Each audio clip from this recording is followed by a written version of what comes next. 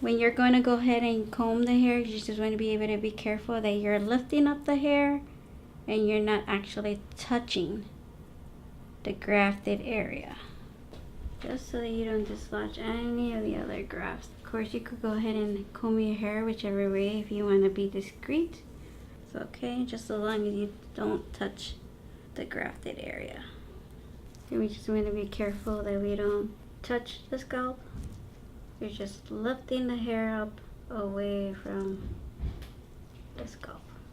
We should always use a comb, not a brush, because the brush you really don't have too much control, versus the comb you do. It lifts up the hair and you'll be able to go ahead and cover up the area so it's less visible. And right now it's a little bit visible only because the hair is wet, but once it dries you won't be able to tell.